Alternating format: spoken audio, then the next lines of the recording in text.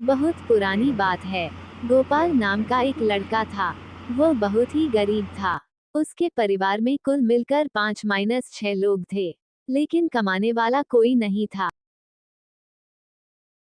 एक दिन गोपाल ने सोचा कि चलो मैं ही कुछ काम ढूंढता हूँ। शायद बाहर मुझे कुछ काम मिल जाएगा तो मेरा परिवार 2 वक्त का खाना तो खा लेगा। उसके बाद गोपाल काम की तलाश के लिए शहर चला गया। सुबह से शाम हो गई, लेकिन उसे अभी तक कोई काम नहीं मिला। मन उदास होकर घर जा ही रहा था कि एक आदमी उसके सामने आया और बोला कि तुम बहुत उदास दिख रहे हो। गोपाल ने बोला, मैं सुबह से काम ढूंढ रहा हूँ, लेकिन मुझे कोई काम नहीं दे रहा, इसलिए उदास होकर घर जा रहा हूँ। उस आदमी ने कहा कि मेरा एक कपड़े की दुकान है, वहां पर मैं तुम्हें काम दे सकता हूँ, बोलो मेरे पास काम करोगे? तो गोपाल ने झट से बोला, हाँ मालिक, मैं काम करने के लिए तैयार हूँ। तो उस आदमी ने बोला, ठीक है, कल से तुम काम पर आ जाना। इतना बोलकर वो चला गया। गोपाल बहुत खुश हो गया और अपने घर चला गया। घर जाने के बाद अपने परिवार वालों से बताया कि मुझे काम मिल गया, तो घर वाले भी बहुत खुश हो गए। गोपाल ने दूसरे दिन से काम पर जाना शुरू कर दिया। उसके घर से दुकान लगभग 10 किलोमीटर की दूरी पर था। उसके पास कोई साधन नहीं था, इसलिए वह घर से सुबह निकलता था तो वापस घर आते आते उसे रात हो जाती थी। रोज का उसका ऐसा ही चलता था।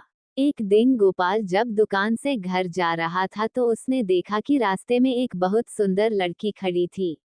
उसके बहुत लंबे लंबे बाल थे, आंखें भी बहुत बड़ी बड़ी थी और कपड़े भी बहुत सुंदर पहनी थी।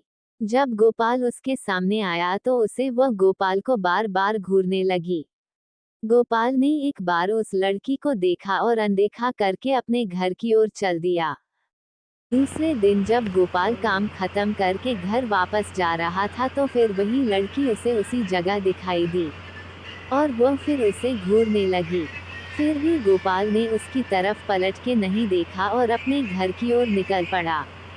वो उसके पास एक मिनट भी नहीं रुका, क्योंकि गोपाल को उस लड़की से बहुत डर लगता था और गोपाल डर के मारे थर थर कांपता था।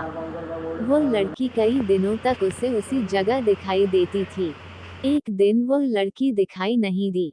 गोपाल ने इधर उधर देखा, लेकिन कहीं नहीं दिखी। वह सोच में पड़ गया और मन ही मन में बोला कि ऐसा क्या हुआ कि वह लड़की आज नहीं आई। फिर वह अपने घर की ओर निकल गया। गोपाल उसके दूसरे दिन अपना काम खत्म करके दुकान से निकलकर उसी जगह पर पहुंच गया जहां वह लड़की खड़ी रहती थी। वहां पर पहुंच के देखा तो वो लड़की वहां पर थी ही नहीं। वह बहुत देर तक उसका इंतजार किया। जब वो लड़की नहीं दिखी तो वह अपने घर की तरफ चल दिया। गोपाल अपने घर जा ही रहा था कि उसे याद आया कि जो उसकी चिट्ठी आई थी उसमें उसका पता तो होगा ही। और अपने पॉकेट से वो चिट्ठी निकाली और उस पते के अनुसार उस लड़की के घर चला गया। गोपाल ने दरवाजा खटखटाया, एक आदमी आया और बोला कि क्या काम है। तो गोपाल ने कहा कि मुझे रानी से मिलना है। उस आदमी ने बोला कि बोलो क्या काम है, मैं उसका पापा हूँ और बेटा उसे गुजरे हुए 2 महीने हो गए हैं। गोपाल जब इतना सुना तो उसके हाथ पैर कांपने लगे और वह सोच में पड़ गया कि वह लड़की तो मुझे रास्ते में मिली थी और उसकी चिट्ठी भी आई थी। तभी रानी के पापा ने उसे दिखाया कि देखो बेटा, उसकी तस्वीर पर माला पड़ा हुआ है। इतना देखते ही गोपाल बहुत डर गया और भागकर अपने घर पहुंच गया। फिर उसने उस चिट्ठी को जला दिया। उसके बाद गोपाल बीमार रहने लगा। घर वालों ने बहुत इलाज कराया, फिर भी कोई फायदा नहीं हुआ। उसका काम भी छूट गया। गोपाल को अक्सर मरी हुई रानी का चेहरा सोते हुए नजर आता था। ये सब बातें जब गोपाल ने अपने घर वालों को बताई तब घर वालों ने तांत्रिक बाबा को बुला के गोपाल का इलाज करवाया।